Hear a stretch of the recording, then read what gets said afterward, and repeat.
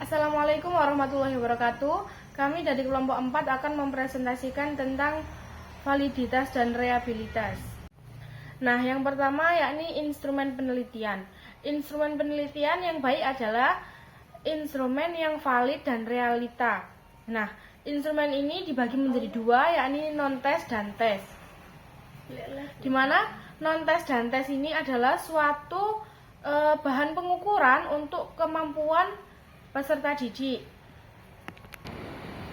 Nah, dari contoh tes sendiri yakni ada tes prestasi, tes inteligensi, dan tes bakat. Nah, dari non-tes yakni yang pertama pedoman wawancara, yang kedua angket atau kuesioner, yang ketiga lembar observasi, dan yang keempat skala sikap. Baik, yang pertama yaitu validasi isi atau konten validasi, yaitu berkaitan dengan kemampuan suatu instrumen penelitian untuk mengukur isi atau konsep yang sesuai dengan apa yang harus diukur. Nah, contohnya yaitu ada seorang mahasiswa yang membuat instrumen penelitian atau alat penelitian untuk mengukur kemampuan siswa SD di kelas 4. Maka sebelum membuat instrumen penelitian tersebut harus digunakan atau harus diuji kevalidannya melalui konsultasi kepada guru kelas 4. Jadi itu termasuk uji validasi isi atau content validity. Jadi validasi isi itu adalah menguji kevalidan suatu instrumen penelitian atau alat penelitian untuk mengukur apa yang sesuai, apa yang harus diukur. Maksudnya seperti kita mau mengukur tinggi badan, maka kita menguji kevalidannya dengan menggunakan meteran. Tidak boleh menggunakan dengan timbangan atau dengan yang lain. Jadi sesuai dengan apa yang harus diukur. Begitu pula kita mau mengukur berat badan, kita mengukurnya dengan timbangan. Baik, validasi yang kedua yaitu validasi kriteria atau criterion validity. Maksudnya yaitu membandingkan suatu instrumen penelitian baik pada masa sekarang atau yang akan datang dengan instrumen penelitian yang lain yang sudah valid dan reliable berdasarkan korelasi antara skor tes dengan skor kriteria. Jadi validasi kriteria itu adalah membandingkan alat ukur baik itu masa sekarang atau yang akan datang dengan alat ukur lainnya yang sudah tervalidasi dan sudah teruji reliabilitasnya dengan korelasi atau menghubungkan antara skor tes dengan skor kriterianya. Contohnya itu ada seorang profesor UIN, seorang profesor di UIN membuat tes baru untuk mengukur kemampuan menulis bahasa Inggris mahasiswa dalam melamar pekerjaan. Nah, untuk menilai seberapa baik tes itu dengan benar-benar mengukur kemampuan menulis mereka, profesor tersebut menggunakan tes yang sudah ada yang dianggap sebagai pengukuran valid dari kemampuan menulis bahasa Inggris. Nah, kemudian membandingkan hasilnya ketika kelompok mahasiswa yang sama mengerjakan kedua tes. Jika hasilnya sangat mirip, maka tes baru yang dikembangkan oleh profesor tadi memiliki validitas kriteria yang tinggi. Nah, validasi kriteria sendiri ini dibagi menjadi dua, yaitu ada concurrent validity dan predictive validity. Yang pertama itu concurrent validity, yaitu pengukuran suatu instrumen pada saat sekarang dengan membandingkan instrumen yang lain. Sedangkan predictive validity itu memprediksi dengan cara memprediksi pengukuran instrumen secara tepat di masa yang akan datang. Jadi kalau predictive validity itu dengan memprediksi instrumen penelitian yang akan datang, sedangkan yang concurrent validity itu dengan membandingkan instrumen yang lain pada masa sekarang. Yang ketiga ada validasi konstruk atau konstruk validity, yaitu suatu instrumen yang menunjukkan sejauh mana instrumen tersebut mengungkapkan suatu konstruk teoritik yang hendak diukur dan menunjukkan hasil yang sesuai dengan teori. Maksudnya yaitu sebuah gambaran yang mengukur sejauh mana sih alat ukur tadi itu menunjukkan atau memberikan hasil yang sesuai dengan teoritik. Contohnya, kita mau mengukur minat terhadap matematika, perlu didefinisikan terlebih dahulu apa itu minat terhadap matematika. Nah, setelah konsep atau definisi itu diperoleh, maka disiapkan alat ukur atau instrumen yang digunakan untuk mengukur minat terhadap matematika dengan sesuai konsepnya tadi. Nah, dalam hal ini untuk mendapatkan konsep tadi kan diperlukan teori. Nah, jika bangunan sudah benar, maka hasil pengukuran alat ukur yang berbasis teori itu sudah bisa dikatakan dengan hasil yang valid. Nah, selanjutnya saya akan menjelaskan tentang pengertian reliabilitas. Reliabilitas berasal dari kata reliability, berarti sejauh mana pengukuran dapat dipercaya. Suatu hasil pengukuran dapat dipercaya apabila dalam beberapa kali pelaksanaan pengukuran terhadap kelompok subjek yang sama. Untuk mengetahui sejauh mana pengukuran tetap konsisten, dapat diperoleh hasil pengukuran yang relatif sama. Suatu tes dinyatakan reliable jika selalu memberikan hasil yang sama bila diteskan pada kelompok yang sama pada waktu atau kesempatan yang berbeda. Nah, reliabilitas juga adalah alat ukur atau ukuran sejauh mana suatu instrumen atau metode pengukuran yang konsisten dalam memberikan hasil yang sama atau serupa saat digunakan secara berulang-ulang dalam situasi yang sama yang serupa dalam waktu yang berbeda. Intinya di hasilnya itu akan tetap sama, tidak akan berbeda.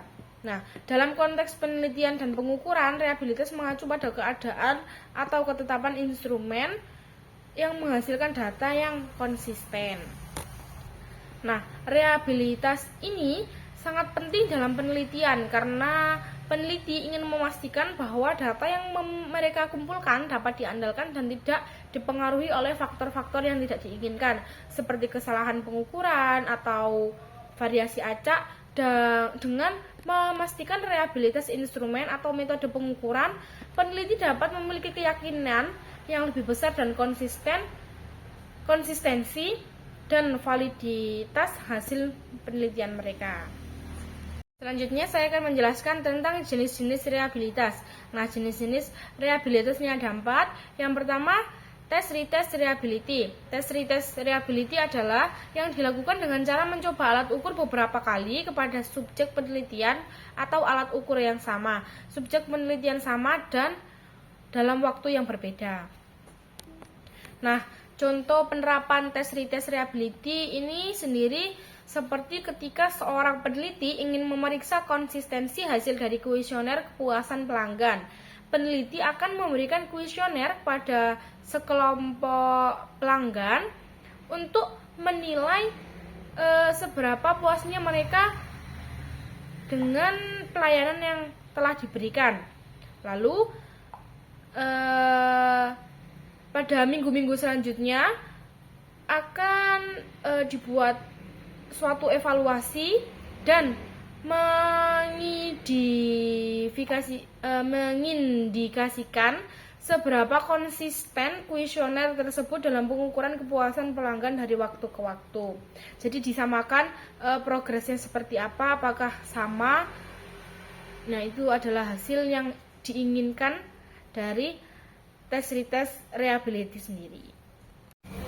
Selanjutnya nomor 3 ada internal konsistensi, yaitu teknik yang dilakukan dengan cara mencoba alat ukur cukup sekali, kemudian data yang diperoleh dianalisis dengan teknik tertentu. Jadi pada internal konsistensi ini itu mencobanya itu dapat diukur hanya sekali saja dengan teknik tertentu.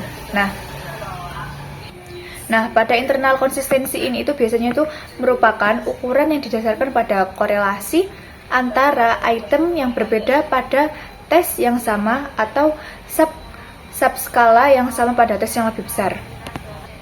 Nah, ini tuh mengukur apakah beberapa item yang diusulkan untuk mengukur konstruksi umum yang sama menghasilkan skor yang serupa. Nah, misalnya jika seorang responden menyatakan setuju dengan pernyataan saya suka naik sepeda dan saya dulu suka mengendarai sepeda, dan tidak setuju dengan pernyataan saya benci sepeda, maka hal ini menunjukkan konsistensi internal yang baik. Selanjutnya nomor 4 ada jenis-jenis iterator. Nah, tes ini itu dinilai oleh 2 orang atau lebih, dan untuk menghitung reliabilitasnya itu dengan formula kappa. Apa itu kappa? Kappa itu menguji reliabilitas antar penilai. Nah, juga ada pendapat yaitu iterator itu adalah tingkat kesalahan pengukuran tes yang dikaitkan dengan perbedaan peringkat, skor, atau pengamatan yang diberikan oleh evaluator berbeda dari peristiwa atau fenomena yang sama. Nah, di sini saya akan menjelaskan beberapa teknik. Yang pertama, pada uji reliabilitas instrumen ada beberapa teknik. Yang pertama, teknik Rombacha alpha, yaitu digunakan untuk menentukan apakah suatu instrumen penelitian reliable atau tidak.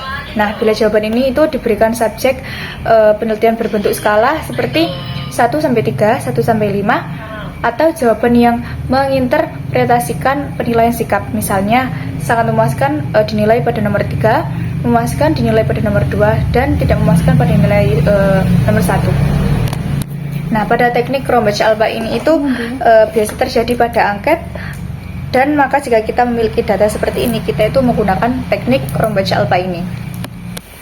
Selanjutnya yang kedua ada teknik test retest, yaitu reliable yang diukur dari koefisien korelasi antara percobaan pertama dengan berikutnya. Selanjutnya ada teknik Kurder dan Richardson KR20. Nah, teknik ini itu digunakan bila jawaban yang diberikan subjek penelitian berbentuk dikotomi. Nah, seperti jawaban benar diisi dengan skor 1. Nah, jika jawaban itu salah diisi dengan nilai 0. Selanjutnya ada teknik Spearman-Brown. Teknik ini itu digunakan seperti yang tadi, bila jawaban yang diberikan subjek penelitian berbentuk dikotomi seperti jawaban benar itu diisi dengan skor 1, dan maka jika jawaban salah diisi dengan skor 0. Nah, selanjutnya jumlah instrumen penelitian ini tuh harus genap agar dapat dibelah seperti 10, 20, 30, 40, dan lain seterusnya. Nah, yang terakhir itu ada teknik Kurder dan Richardson KR21. Nah, prinsipnya itu sama dengan KR20 tadi, yaitu digunakan bila jawaban yang diberikan subjek penelitian berbentuk dikotomi seperti jawaban itu benar diisi dengan skor 1 dan jawaban salah diisi dengan jumlah skor 0. Dan soal-soal yang harus digenapkan seperti 10, 20, 30, dan 40, dan seterusnya. Jadi soalnya itu harus genap seperti 10, 20, 30, 40, dan seterusnya. Sekian presentasi dari kelompok 7. Jika ada salah kata, kami memohon maaf yang sebesar-besarnya. Wassalamualaikum warahmatullahi wabarakatuh.